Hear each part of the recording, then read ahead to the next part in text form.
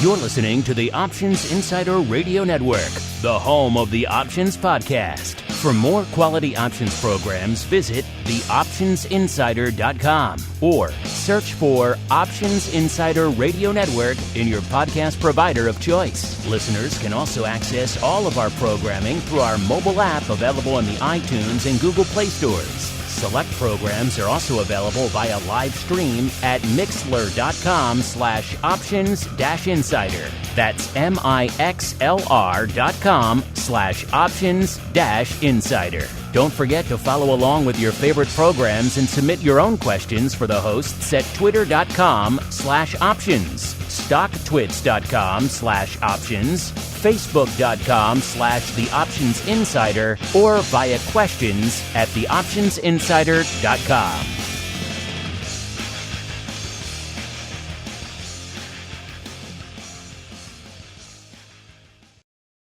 And now, it's time for the show that breaks down the options market. From unusual activity alerts to market analysis, strategy overviews, listener questions, and much more. If it involves puts and calls, then our all-star panel will break it down. It's time to hit the option block with your host, Mark Longo from the Options Insider Media Group, and co-hosts Uncle Mike TOSAW from RCM Asset Management, Andrew the Rock Lobster GIOVINAZZI from OptionPit.com, and Mark the Greasy Meatball Sebastian from OptionPit.com. And now, get ready to hit the option block. All right, everybody. That rockin' tune means it is time to rock out once again with everyone's favorite bi-weekly source for all things options related. Yup, it's time for the option block again. My name is Mark Longo. I will be your host, your ringmaster here for this bizarre journey through the world of options. And of course, you guys, as always, can get it live every Monday and Thursday, noon Central, 1 p.m. Eastern, after the fact on your device of choice. We do not judge as long as you like, listen, subscribe, send in those questions, those comments. We do enjoy hearing from you guys. Know who else enjoys hearing from you guys? I guess I can't really speak for them, but I can assume that they enjoy it. As our old friends, let's start off in the provincial hamlet known as St. Charles, where we are joined once again by Uncle Mike TOSAW from St. Charles Wealth Advisors. Uncle Mike, I don't want to put words in your mouth. Do you enjoy hearing from the folks out there, sir? I don't. I absolutely live for it. Enjoy is the understatement of the century. I love hearing from Option Block listeners, and I know I'm sounding kind of silly right now, but I'm honestly not exaggerating. I love hearing from you guys. It's awesome. It is kind of the secret joy of doing a show like this. You know, you get to hear from the folks, the good, the bad, the ugly, the indifferent. Usually not the indifferent, because then they can't be bothered to write in. But other than that, we get a good, healthy dose of your thoughts, which is always fun. And you know who probably doesn't like it, because he's a diehard Maine cynic. He is the Rock Lobster, Mr. Andrew GIOVINAZZI from OptionPit.com by way of Carmen Lion Capital. Mr. Option Pit, Mr. G, do you enjoy hearing from the masses out there, sir? I enjoy hearing from the masses, and you get an idea of what you're teaching, and if it's hitting a chord or they're understanding what the hell you say. So all those things. So yes. There you go. I would never presume to speak for them. Let them speak for themselves as we keep on rolling right on into the trading block. It's time to break down the latest topics, trades, and trends in the world of options. It's time for the trading block. All right, everybody. Welcome to the trading block, the portion of the show where we get to what is trading out there, what is lighting up the tape.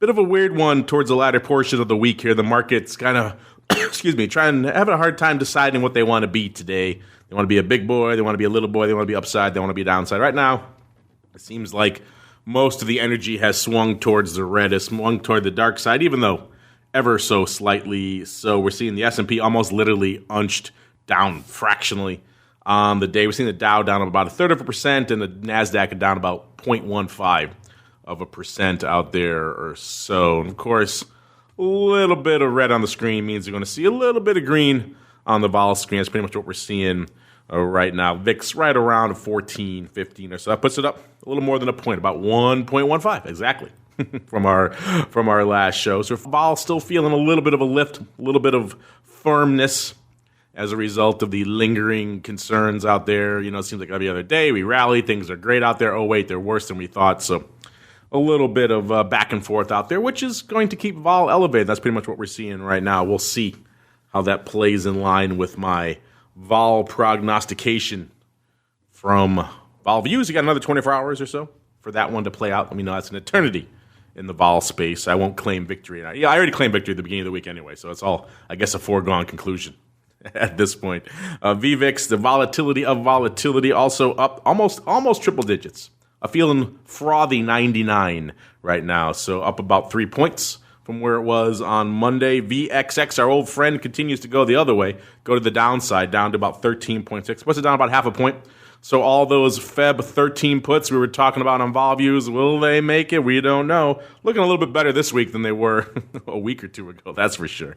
So a lot of things popping off out there. Let's go out. You know what? Since things are dire out there, let's start in the land of optimism. Let's start in the land of happiness and joy and bullishness and all that good stuff. Of course, I'm talking about Uncle Mike. We'll get to the dark side later. Uncle Mike, sir, cheer us up. What's going on in your neck of the woods? What's catching your eye in today's market activity?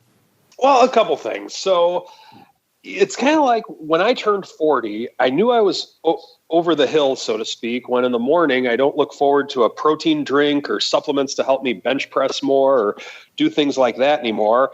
Instead of taking things like that, I take my fiber and eat my prunes. So life's a little bit different. And so you know you're a little bit older when that's how things change. So now as you're thinking, where on earth is he going with this one? Right now, you know you're in a bull market when you have a presidential impeachment, you have a trade war, you have the next potential bubonic plague that seems to keep coming back, and all the market can do in the S&P is go down for 20 points in the morning and then go back to break even. That's all it's got at this point. So I think that with what we have and all of those things that I just mentioned, the only thing that bothers me about this market right now is that I'm having a hard time selling more put spreads on pullbacks like I was doing. And that's the only thing that's really frustrating me about this market at this point, because I typically like to trade at the end of the day for a lot of reasons. And this morning I'm thinking, I might get my chance to sell a few more put spreads today, but I don't know. I might not get my opportunity to do so here in another couple hours. So I hope I do. But if I don't, well, if the market goes up and the premium the long premium I have on the table goes higher. So I guess I can't complain too much. So I think that we have those things that are going on, and we still have the VIX around the 14 level. And you know what? I'm going to claim victory myself with the VIX prediction, but I don't even play. So I'll just claim victory anyway. What the heck? So I think that when you have a market that's tinkering around the all-time highs and you continue to get new all-time highs very frequently, this is just throw your hands up and say, buy calls or buy call spreads. What the heck? And in the time, and what you need to just be careful of is that you just don't over leverage yourself and you keep a lot of money on the sidelines, because I challenge anyone in the option trading community to say buying calls has been a bad idea this last year. So that's my method. Keep money on the sidelines, but if all else fails, just buy some calls. Just to go back for a few steps here. So you start off every day eating prunes. Is that what you're telling us here on the show, sir? Not maybe every day, but it's definitely something that I do now that I'm a little bit older, instead of chugging down all those protein drinks and creatine and HMB and all those supplements that I used to take. So life's definitely changed a little bit. Prunes. I've yet to get there, sir. So thank God for that. So some of us, I guess, age differently. Some of us more gracefully, shall we say, than others. Mr. Rock Lobster, please tell me you have not reached the daily prune stage of life yet, sir. Maybe you can also start by unmuting yourself. That would probably help.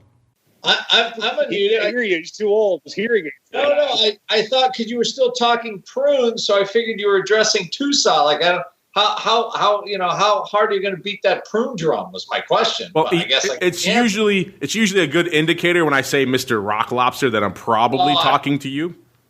You know what? Maybe my ears are full of wax. Yes. No. Yes. We're going down a dark place here on the show already. It is a dark place. There's certainly no win for me in this place.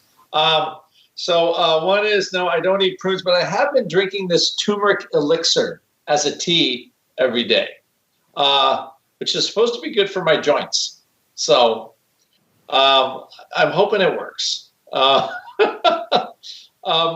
I think we got our title for our show, Prunes and Elixirs. Huh? Who wouldn't download that show? That sounds like a winner. I'll guarantee you there'll be nothing like that on podcast world.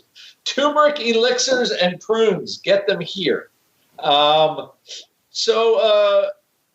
going on? I think, ultimately, if you're a trader and you look at volatility and you look at stocks, can it hold a bid? Now, VIX was trying to go a little lower today. And it had that rally in the morning because, I have a feeling, and this is that nobody really believed any numbers out of China. Because if you look on, the Twitter smear, some were much higher. A lot of them were, a lot of professor types saying, this is really like a bad cold, which I don't know if I totally buy that either. So you figure it's, I usually use the two ends of the Twitter spectrum, good and bad, and I try to just find the middle. The best that I could tell is it's a terrible crisis for people in China that live in that area, and it just sucks. And there's not much else you could do about it. It looks like there was a drug company, remember we talked about Gilead, they maybe had a cure, but they couldn't get a patent, so never. Anyway, so there's that. So it seems like there's no end of snafus out of the Chinese government on this, and I don't know if we've heard the last of their snafu-ness. Now, what does that do to a bull market? Well, even in bull markets, you have pullbacks.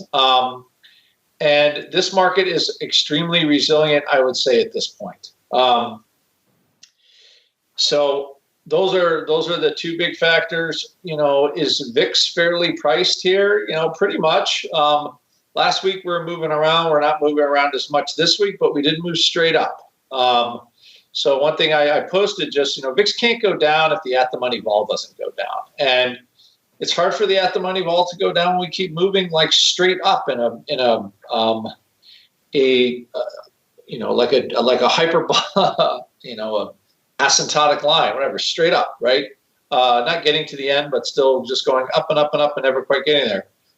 So you have those things, and to be honest, I think it's better that the market doesn't go up today, doesn't turn green, doesn't do anything. It just kind of sits and figures out what's going on for a while. Vol was higher this morning. It got lower. Now it's ticking up a little bit. How long does it last? I don't know. But at least for right now, it looks kind of fairish where it is. We do have a 3-day weekend coming up, and the pattern has been to kind of bid the volatility a little bit into every weekend. So, today might be a low for vol for the week. You only have one trading day for VIX expiration this cycle next week until it expires on the 19th. So, there's like a calendar stuff going on, and then Super Tuesday is March 3rd. So that would make the March 6th cycle important for people that trade vol and trade SPY. But as for right now, I think the market's figured out that this is not a great thing. It's a bad humanitarian thing. How much of a long-term impact? Like any virus, they start to go away when the weather gets warm, right? So it's like, how bad is it in the meantime? How big of a disruption does it cause until it gets warm again and the virus has a hard time spreading? So you got all that stuff. And it does cause some uncertainty. Can VIX go to 12 again? Probably not. That could be the low, but until there's more clarity on this, and it seems like every time you have even with the remotest amount of clarity, stocks rip. And when everybody's a little unsure, the rally stops basically. So those are, that's what I'm looking at today as far as all that goes. And then finally, let's just say it. Tesla has their third secondary, I think. This is their third one that I can remember, and the stock goes up.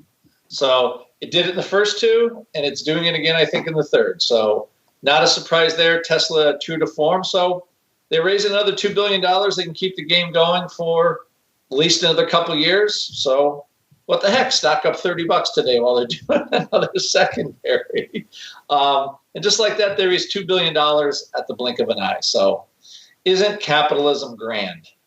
Yeah, say, how genius is that, by the way? They're like, oh, the shorts are going to squeeze us all the way up north of 700. Yeah, we'll sell you a ton more stock there. Why not?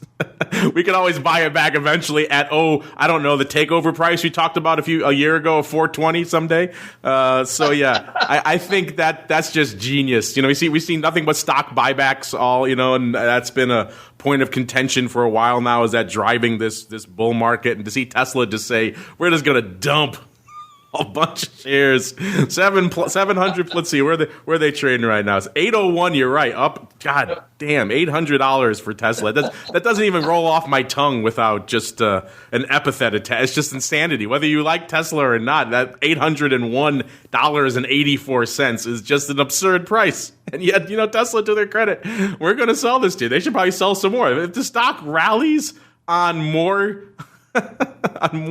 dissolution of the actual existing shareholders, and they could take more money and take some capital off the table and load up, why not? They should be selling this stuff all day. My God, who've heard of such a thing? You issue more shares and stock rallies. It's great. It's like magical printing money machine. Why wouldn't you do that some more? So yeah, I have to tip my cap to Musk and crew on that one. We'll get to what the big positions are out there in Tesla in a second. First, let's see what's lighting it up in the rest of the market today. Like we said, kind of a mixed bag out there, so not a huge volume day on the broad indices. VIX, as of a few minutes ago, had done just a tick north of 300K, 301 to be precise. The ADV a little bit shy of 500K, about 500,000 out there. SPY closing in on 1.9 million. The ADV is about 3.2 million out there. The S doing about 726,000. The ADV 1.4, so right around half out there. The Q's 451,000. The ADV 804, so a little bit north of half there. And the IWM, or the Russell surrogate out there, 133,000, 372,000 on the tape. If you like some Russell talk, stay tuned. We'll get to that in Twyfo in a little bit. I think the Rock Lobster may be joining me for that as well. So dive deep into Russell and crude and whatever else is lighting it up out there. Soybeans, who knows? We got to find out when we get to Twyfo in a little bit. Let's see what's lighting it up on the most active front out there today. It'll cost you about $1.12 to break into the top 10 today. That gets you all the way to the Widowmaker, Netflix, 112,000. Number 9, GE, 124,000. Number 8, Nvidia, $1.33 on the tape. Number 7, Facebook, $1.53. Number 6, AMD has fallen out of the top 5 down to all the way number 6. Oh, the humanity, 218,000 contracts. Number 5, Cisco, 229. They had earnings this week. Number 4, Microsoft, 327. They've been pretty active this week as well. We talked about them earlier. I think they were number 1 earlier this week, or pretty close to it. Number 3, Baba. A lot going on, obviously, as we said, in their neck of the woods. Baba hitting the number 3 mark, 407,000 contracts. Number 2, Apple, 425. I think you can guess at this point what the hell is number 1. Yeah, it's Tesla again. 578,000 contracts. Just madness out there today. The most biased paper looks like it is NVIDIA, with 70% of that paper coming on the call side of the ledger. Speaking of biased paper, you look at the Tesla open interest, the top positions, the hot options positions out there in Tesla land. Yeah, they all have one bias in mind. It's all downside. It's all puts. It's still the Feb par puts lighting it up to the tune of nearly 70,000, about 69,000 open right now. Those haven't gained a lot since our last show. Number 2, we got the June 2.5 puts, the 250s, for 240,000. Number 3, the Jan 2021 380 puts, 22,000 of those. Number 4, the Feb 75 puts, 21, almost 22,000, and round out the top 5 there.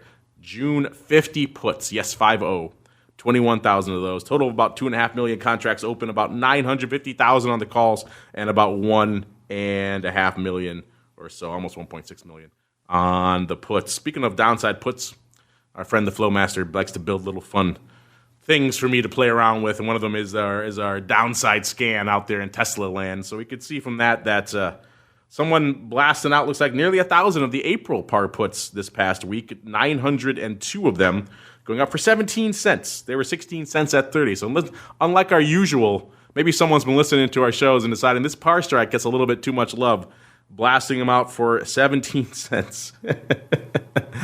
So there you go. They're not buying perhaps, and that was opening, by the way, so it wouldn't come up on our scans usually otherwise. So opening to the downside in April. So maybe some of this OI is someone deciding, I don't think it is, because given what we know from our Tesla history, I don't think that's the case, but you never know. Maybe someone's decided, they listened to our show over the past year and decided, I'm going to start blasting away when someone's buying these things.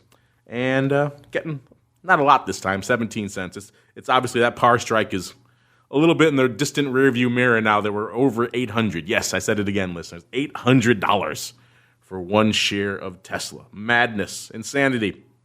Let's see what else is on store for us in terms of insanity. It's still earnings season.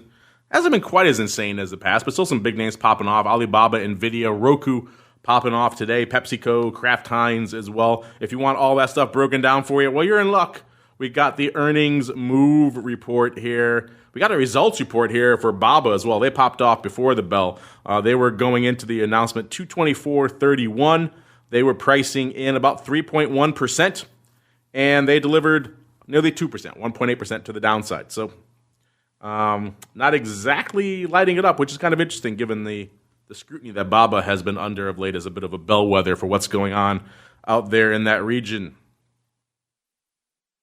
All right, we've got two big names popping off after the bell today, NVIDIA and Roku. NVIDIA, coming into the time of this report, was at 272.5. They were pricing in, let's see. They were pricing in 16.25. In the past, they've moved $17.56. So a little bit light, actually, on NVIDIA. Maybe pricing in a little bit less now that we're seeing maybe some of that correlation between NVIDIA and the crypto space, maybe backing off a little bit, maybe not as quite a volatile name as it once was. Roku, 137 even at the time of this report. They were pricing in $17. Now, this is interesting. They're pricing in $17 on this straddle. In the past, they've delivered nearly $32, $31.70. That's cheap. I think however you cut it, that is pretty darn cheap out there. So maybe one to watch out there, Roku, as you're looking at these earnings moves. Again, you can look at the whole report for yourself. One of the ones I encourage you to check out, because it's one they've added based on our feedback and indeed your feedback out there, is the earnings season report. They break it down across the span of the season by week. So week by week, how this season is unfolded. It seems like the narrative overall is a little less vol than expected this earnings cycle, which I think is kind of par for the course. We go with the yin and yang of the earnings season. One season, one cycle, they really dramatically overprice it, and then they underdeliver. Then they underprice it the next cycle. They overdeliver. It's kind of a bit of a back and forth yo-yo out there. We're on the downswing, it seems, but not a ton. A little bit out here. The average so far of what the implied is about 5.1%. And the actual movement net, this is for all the names that have reported so far, is about 4.7%. So just slightly under.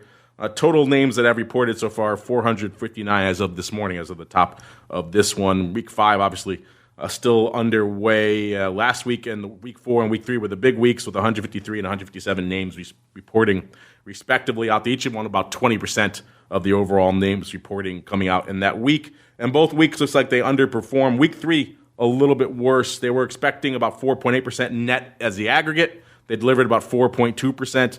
And on week 4, they were expecting 5.3%, so a little bit richer, and they delivered 5.1%. So pretty much every week, it seems like, has underperformed so far, which is kind of interesting. And I think worthy of note. There's a lot more for you guys to parse and analyze there for yourself.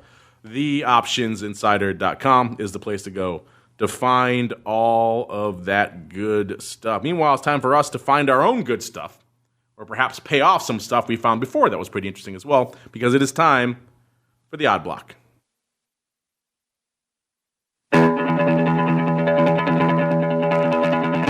It's time to break down the most interesting, unusual, and downright questionable options activity that's been identified by TheOptionsInsider.com. It's time for the Odd Block.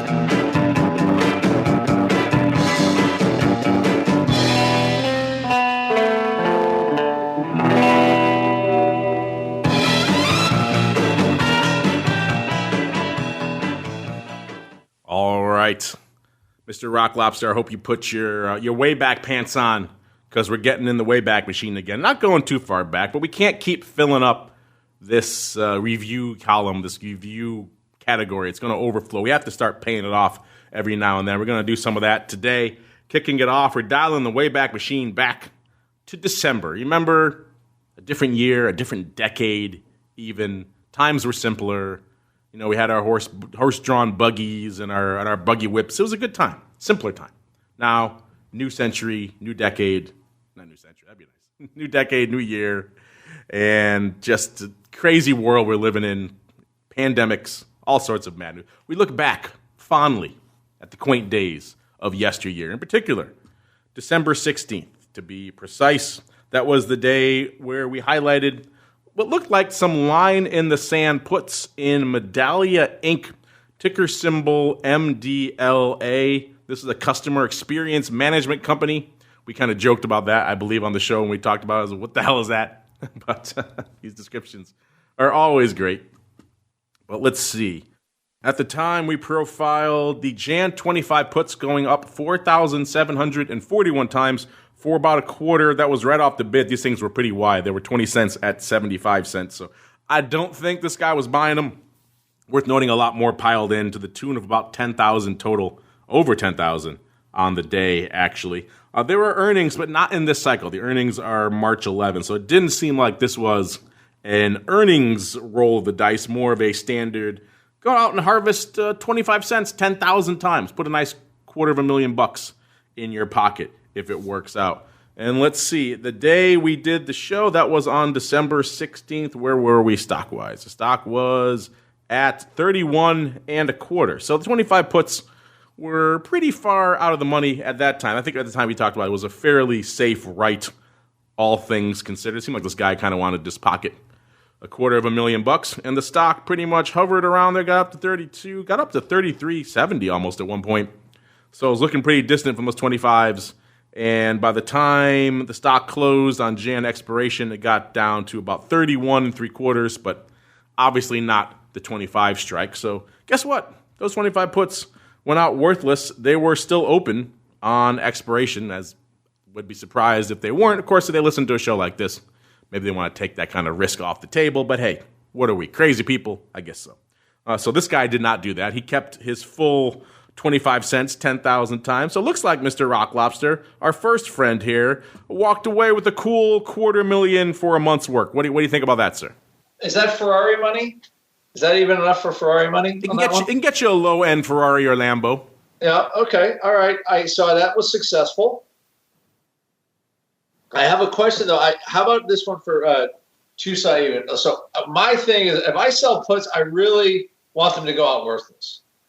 And one thing the line in the sand people seem to do is they seem to pick puts that go out worthless. So I don't know what TOSAW would think about that is, you know, and the only time I really want to take delivery is if I'm trying to do like the wheel or I want the divvy and try to do the threefer premium wise and get a 5% return in like a month, right? So, you know, I think if we, I don't know, maybe that's a project for Jacrati to do, but you know, how many of the line in the sand? What's the hit rate on that? I'll bet you they've done pretty well because we've seen a lot of these and I follow a bunch of them. They've done pretty well actually. So anyway, I just think somebody has some Ferrari money as far as a return on capital. You know, 1% for a month, right? That's not it's not terrible, right? So nobody went broke making 1% a month on all in equity. So, you know, it's just a line in the sand puts. I think they sell well out of the money. And if they don't get the stock, they keep the money. So it's hard to argue with that. I think it's a good use of option leverage without over-levering. Oh, Mr. Rock Lobster is favorable. Mr. Uncle Mike, you have been invoked, as has your triple income strategy. What do you think of these Medallia line in the sand puts, sir? I like lines in the sand. Lines in the sand are what keep us from going to the wrong side of the line, which is blowing out your account.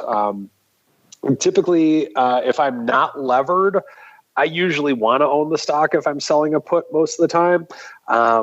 The only way I usually get out of a short put is if I get 80% of the premium, if I can take on that profit. So for example, if I sold a put for $1, if the stock goes up, I typically have a limit order in to get out to buy to cover it or to buy to close at 20 cents.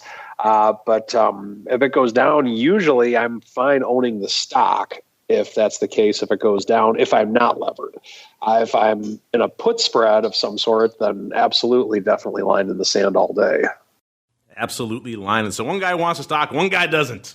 Yin and yang, tomato, tomato. That's how we roll here on the option. That's what makes a market, listeners, which is kind of fun. Either way, it looks like our friend here did all right. Again, yeah, it's not free lunch. He didn't just get $250,000 handed to him. He had to wait a month. He had to tie up capital to do that. So you have to put all those factors into your analysis. There is an opportunity cost to doing this, but if you're okay with that and you like the return, this guy did all right. All right, let's move on next. We're going to go around to a similar frame. Going to dial the Wayback Machine a little bit farther back, this time to the 12th of December. And we're going to go out. Another M name. Interesting. We had a lot of M's in December, I guess. This is MLCO Resorts. They do a lot of casino gaming facilities in Asia. Ticker symbol MLCO. And let's see. What did we see in them back in December 12th to be precise? It was the Jan 23 calls lighting up the tape 14,473 times for 60 cents. So that's pretty much lifting the offer there. 50 cents at 60.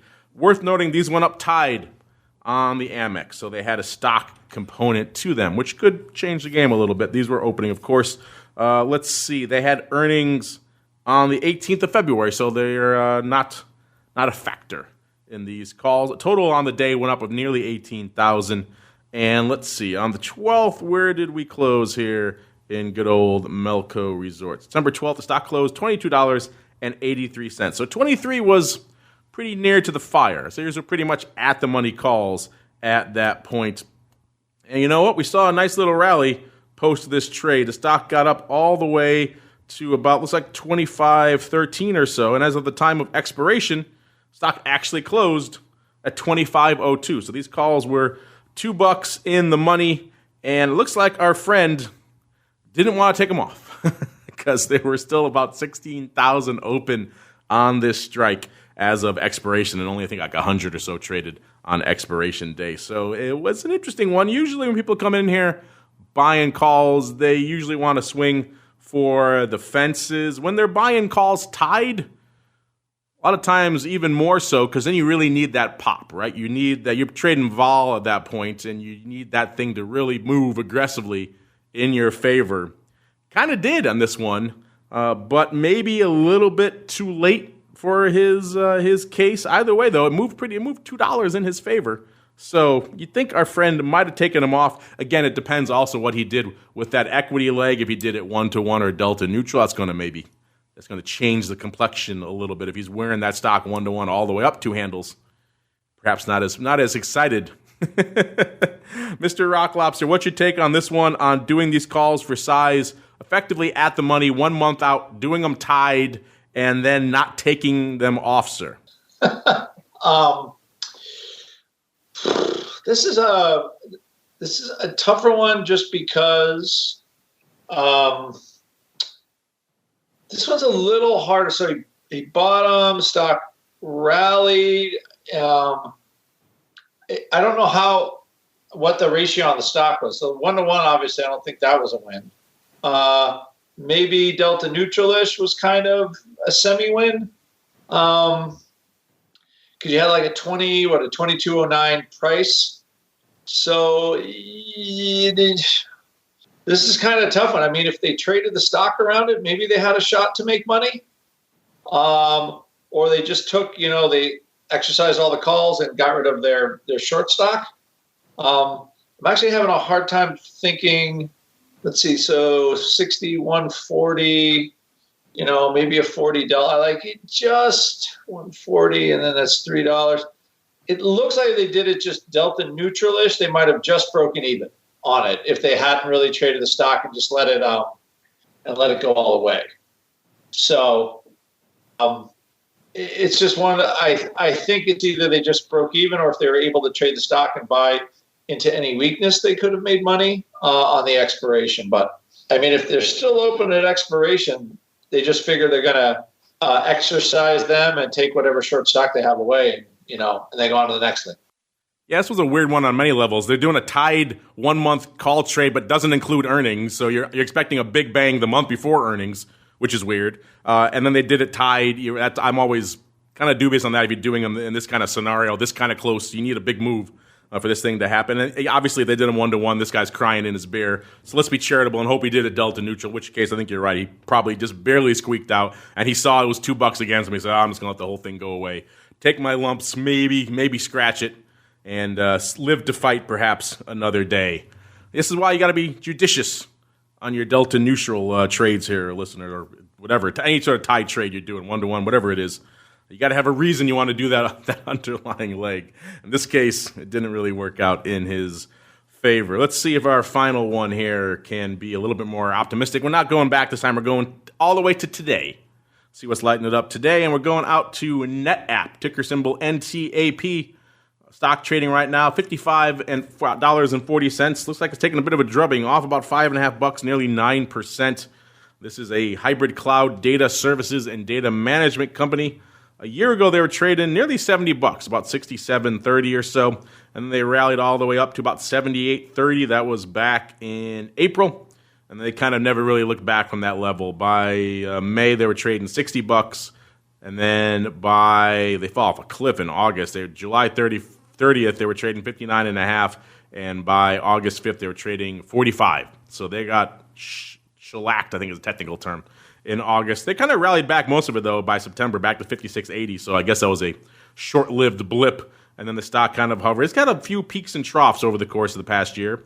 Fast forward to where we find ourselves right now. It was at $60 as of yesterday, and then today taking a nice little drubbing back down to $55. So we're kind of at the low end of the 52-week range right now. The high was $78.30, the low $44 double. So we're kind of near about 10 points off the bottom of that range is where we find ourselves right now. Let's see what we see out here on our Eye of Sauron front, what our Eye of Sauron is bringing to us today.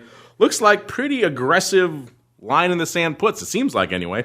We saw the March 50 puts, so still out of the money puts, going up for almost 61 cents, 60.7 cents. Worth noting the bid at the time was 65 cents, 65 at 73. So these were crushed through the bid 7,978 times. These appear to be post-earnings. I think we had earnings today. So it looks like sometimes these kind of puts can go up like this, listeners, in the frenzy of paper that is post-earnings play. Usually the stock's selling off. People want to come in and gobble up your puts. I have some experience from that as a market maker, particularly out in the Intel days. When things go wrong on earnings, they all want to buy their puts. This guy actually is taking the opportunity to sell some of that juice, doing it 5 handles beyond where it is right now. That could be a savvy sale because once, they get to these levels that are just absurd on the intraday vol, and once the sell-off starts to mitigate a little bit, the vol comes crashing in those downside put wing. You've seen it time and again. And so this guy could be taking advantage of getting a nice little scoop. He didn't want to mess around. He didn't even hit the bid. He went through the bid. So this guy might have an axe to grind. Of course, it's opening. We wouldn't be talking about it otherwise. It's not like someone's closing out these 50 puts. He's opening. Mr. Rock Lobster, what are your thoughts on these? And also, perhaps, the strategy that's at work here, which is maybe trying to harvest a bit of an intraday blip in vol before the movement kind of settles itself out and the vol kind of goes away. Have you noticed these before? You ever tried any of these? You ever been on the receiving end of these? I've been on the receiving end of these, that's for sure. Yeah.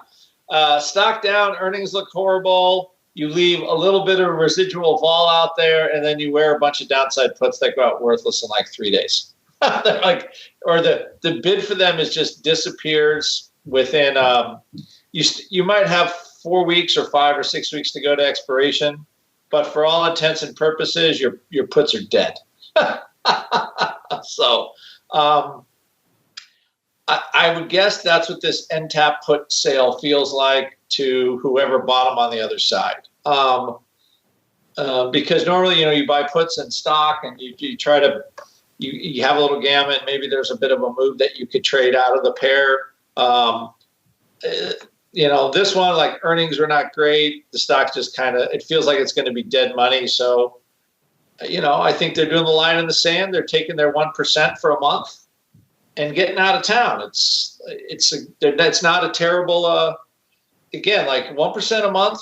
Nobody went broke making 1% a month selling puts. So that is at my threshold. It's not that I try to go down to 1%, but I want that as a minimum on anything, that I sell, because that way you make your 1%, and if the market finds you, you're still doing better than everybody else. So it's just. To me, that looks like I'd rather be the seller on that one than the buyer. I got to be honest with you. It's going to be it's a harder road to slog for the buyer of those puts unless something, I would say, out of the ordinary happens. Yeah, I kind of like this one. Maybe you could take issue with the execution. Maybe did you have to get that aggressive? It is a kind of a crazy frenzy around these earnings days, listeners. Sometimes you have to do that to get filled. So I can kind of see that. And I kind of see what this guy's up to. I like it maybe a little bit. So we're going to put this in the to-be-watched category. I'm with you, Mr. Rocklops. I definitely would rather be on the sell-in side. I think there's a lot you could do between there and 50 to hedge yourself off. And if this sell-off peters out intraday here today around $5.50, which it seems like it has, then these puts might be looking good. You're right. Pretty soon. You don't have to wait till March to get a lot of good erosion out of these bad boys. Speaking of which, you don't have to wait too long to get a lot of good questions out of you folks. It is time for the mail block. It's time to take your seat on the All-Star panel as we read your emails, tweets, Facebook messages, website comments, and much more. It's time for the mail block. All right, everybody, welcome to the mail block. Portion of the show where you guys take the reins, your questions, your comments, your insights, your pearls of wisdom. Let's see what you guys have on the brain. A lot of fun stuff on the brain out there. Like Willie Florestal. Willie Florestal says, just good stuff. Well, thank you, Willie. Right back at you. You're good stuff as well. All you guys out there listening, sending in questions, you're all good stuff to us. We love you all. But thank you, sir, for your compliments. Flattery will get you everywhere here on the option block. Next up, NACEL maybe, wants to know, how long does it take to really become an expert at options trading? What's that old saying? Simple to learn, a lifetime to master. Even though I don't know if I would put options in the simple to learn category, so maybe mitigate or amend that a little bit. But it is one of those ones, we've all been doing it for a long time. I think we all would say here, very straightforward, we all still have stuff to learn. We haven't seen everything. This is one of those, like we were just talking about, my experience with put selling when equity options melt down around earnings. These are things you kind of have to see and just experience to really have a handle on what's really going on out there. So it does take a little time to get some of these scenarios under your belt so you can understand how options really work. Because we said many times, it's one thing to look at a P&L graph or read the book or do the training video, whatever it is, and feel like, hey, I have a solid understanding of the mechanics, of the fundamentals. I get what their options things are. I know my deltas and my vegas and all that good stuff. And that certainly is all good. But it's another thing to see how it plays out in the wild. There's a reason why skew didn't exist prior to the 1997 crash. People had to see it play out in the wild before they knew it really existed. But it did. So there's a lot of factors like that in the options world that kind of have to be seen and experienced to be understood, which is why an expert, that's such a loaded term as well. Who really is an expert in these things? These things are crazy. They're moving a mile a minute, always evolving, always changing. I think maybe a better question would be, how long does it take to really have a firm handle on options trading? Let's term it that way, firm handle rather than expert, because that's a loaded term. Let's start with Uncle Mike. Mr. Uncle Mike, sir, what would you say to Mr. or Mrs. NACEL? You spend a lot of time at OX educating people as well, and also dealing with your clients every day, holding their hands. How long, in your experience, does it take people to develop a facility for that options trading, sir? Well, I would say that to have a basic understanding minus implied volatility, I would say a few months in terms of understanding. You buy a call if you want the thing to go up. You sell a call if you want income on a covered call. That part's relatively easy. In terms of how does time decay leave an option, theta versus vega, good versus evil, so to speak, even though you want the time to go away, sometimes Vega won't let it. Getting to those levels, I would say that takes years personally to really get a firm handle on it. If you really educate yourself, if you really go all in, if you buy the master class, so to speak, at the option pit and go that route, you could probably take some time off of that. But to really understand how they work, it takes a while. And then after that, let's go to level 3, so to speak. How do you actually make money off of them? That's another story right there altogether.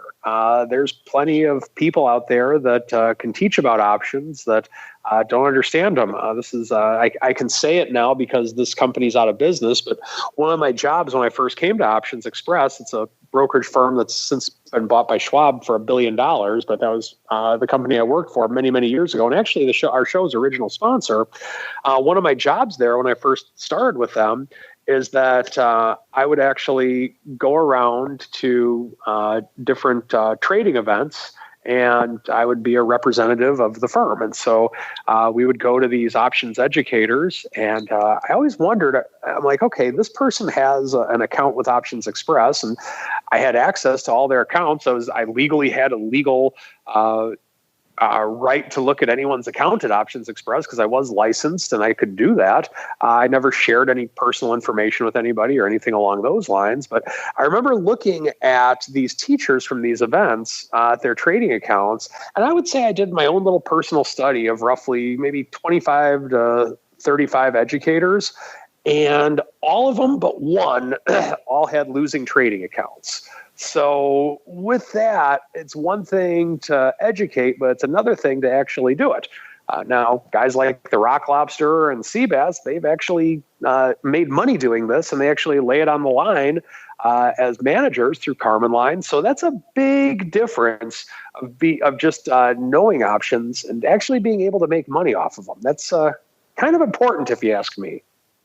All right, Mr. Rock Lobster, you have been invoked. You also do this in your day job. You try to make people, if not experts, at least have a better understanding of all things options. How long in your experience do you think it takes to really develop a strong knowledge, a strong grasp of the options trading world, sir?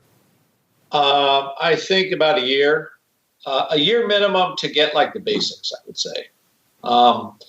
And in that year, I would say you should be able to follow a position every day. So, that's why I think the paper account is good. And people are like, paper accounts, you don't learn anything. But if you're trying to trade options, and again, there is many ways to trade options as there are days in a year, at least. So you have to have. First, the first thing I would suggest to anybody is you have to have an end game on what you're trying to achieve with what you're learning. So, do you want to be a professional option trader and make a living doing that? Well, unless you have at least $500,000 in disposable income to do that, you forget it. There's no way you're going to do it. I'm just telling you now.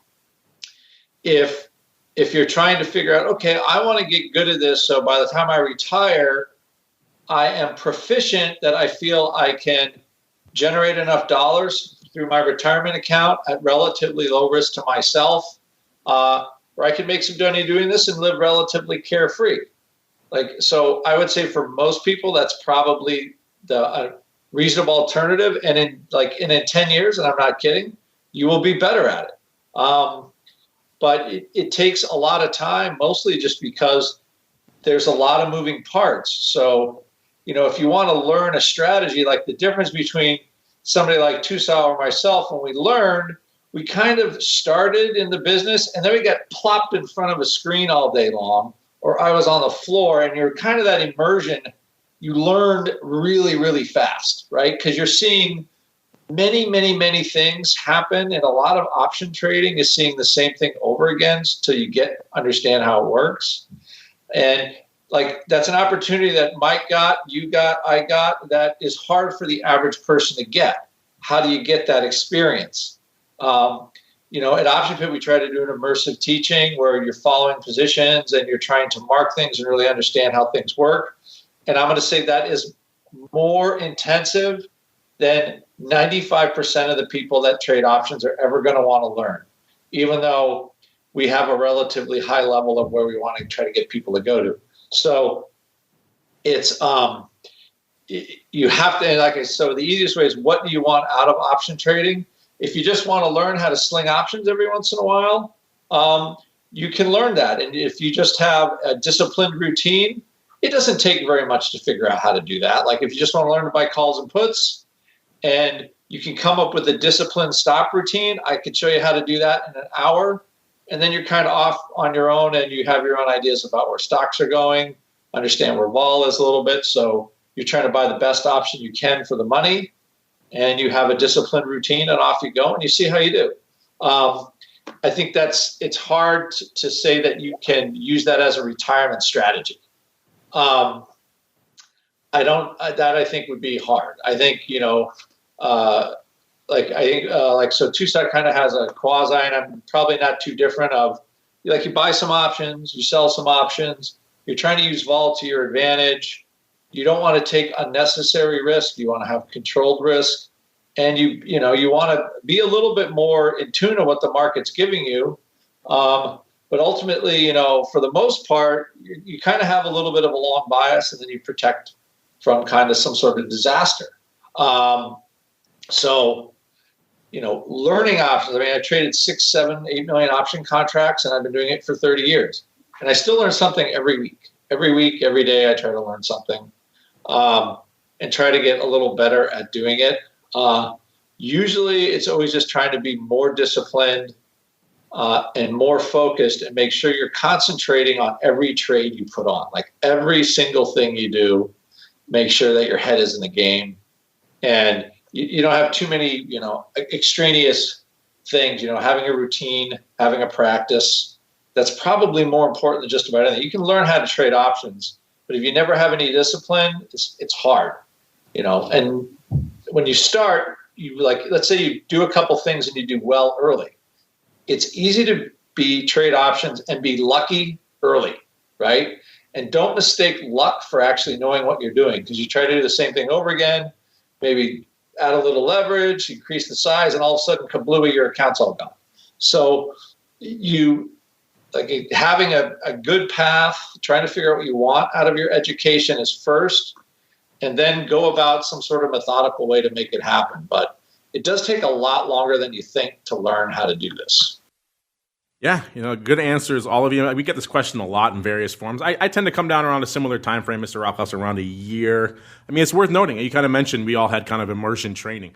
The typical training period for, a clerk to get onto a badge, become a full-time trader, was about a year. And that was day in, day out, 8 hours a day, down on the floor, fully immersed in trading. Plus, usually, if you had a good program, some after-hours training after the close and things, and on various things, maybe mock trading and stuff like that. So that was a full-time job for the better part of a year to get up to speed. And obviously, this was to dive into the pits and manage capital and all that kind of stuff. So it was a little bit maybe higher stakes than what you're doing. But still, at the end of the day, you're still managing your money, so it matters to you. So if it takes that long to do it on a fully professional level before someone's really willing to entrust you with capital, you should be willing to at least invest a similar amount of time to get yourself up to speed to handle your own money. So that 1 year benchmark, remember that was 8 hours a day plus. So factor that in when you're thinking about a year. It's not like reading a book for an hour a day is enough. You got to really get in there and immerse yourself. So if you're willing to commit that time, a year is usually the time frame where you might start feeling a little bit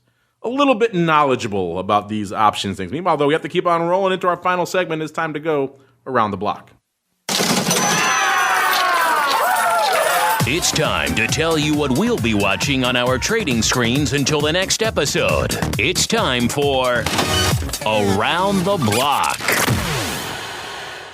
All right, everybody, welcome to Around the Block, the portion of the show where we tell you what we're watching for the rest of this week into the weekend. I kind of mentioned there's still some big names popping off after the bell today. We already had Alibaba. NVIDIA is going to be after the bell here today. We got Roku as well, PepsiCo, Kraft Heinz, a bunch of names popping off here.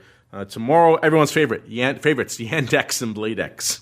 My two favorites out there, as well as a few others. Quite a few. You guys can check them out for yourself at theoptionsinsider.com. Click on the Options News and Articles tab. You'll see all the earnings move and earnings move results reports, as well as the seasoning report there. So you could see for yourself. But that's on the micro side. I think most eyes are still firmly glued on the macro side. We'll start with Uncle Mike, sir. What are you watching as we head into the weekend, sir? What's on your radar?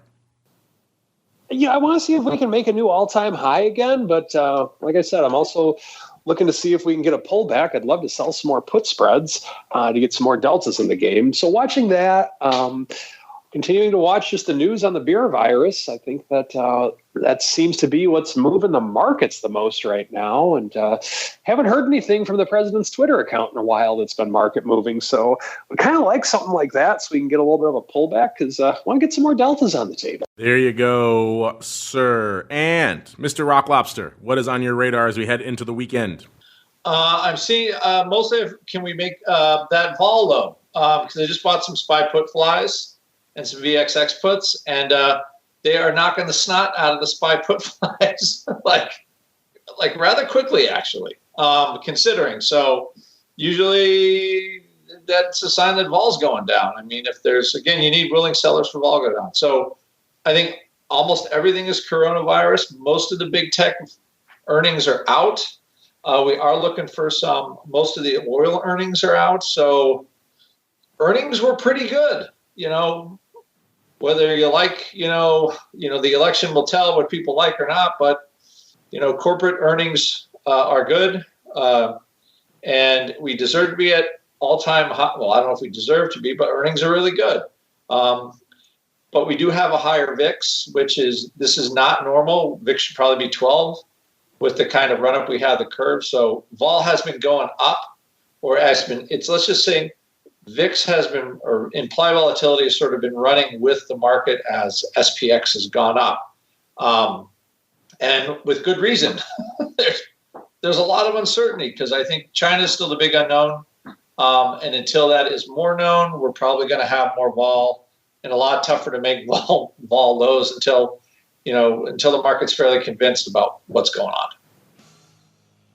All right, listeners, that music means we've come to the end of at least this journey. Don't worry, there are more journeys to come. In fact, if you're saying to yourself, I need a little bit more Rock Lobster in my life, well, you're in luck. In about half an hour, he's going to be joining me on the old Twifos to talk about all the things that lighten up his tape. I know he's been talking a lot of crude lately, so we'll get some crude vol, probably some equity vol, and some other fun stuff. Whatever's lighting up the tape, you got to stay tuned to Twifo for all of that good stuff. But before we get there, let's go back around the horn. Mr. Rock Lobster, before you hop off and get yourself a beverage and prepare for your next sojourn in exactly half an hour, if folks want to check out what you're cooking in Land of the Pit, maybe they want to become a pro trader in that course of a year, where should they go? What should they do? Go to optionpit.com, go to memberships, and you can see all the stuff that we offer. We're a little bit different than the average bear, but if you want to learn how to trade options, it's a good place to come. There you go. OptionPit.com is the place to go. Mr. Uncle Mike, sir, if I want to go somewhere, maybe I have the urge to, let's say, click on a Fox. Where should I go? What should I do? By all means, go to stcharleswealth.com, click on the Fox and see what happens. Well, I'll tell you what will happen. Nothing really. But I am a wealth manager, and I believe that options are a very vital part of almost anyone's portfolio. Contact me if you share the same belief and are looking for a wealth manager. There you go. stcharleswealth.com. Click on the glorious Fox for fabulous wealth and prizes. No. Before I get him in trouble with this compliance. It probably won't do much, but it's fun. And, of course, call Uncle Mike. Reach out to him. Send him an email. That's fun as well. stcharleswealth.com. The place to go. On behalf of Uncle Mike and the Rock Lobster, thank all of you out there for downloading, streaming, subscribing, sending in those questions. Keep them coming. We'll see you back here in half an hour for Twifo. Tomorrow, 1 p.m. Central for Vol Views. And then actually next week we're off for President's Day, so not on Monday, but back again next week for more of the Option Bar.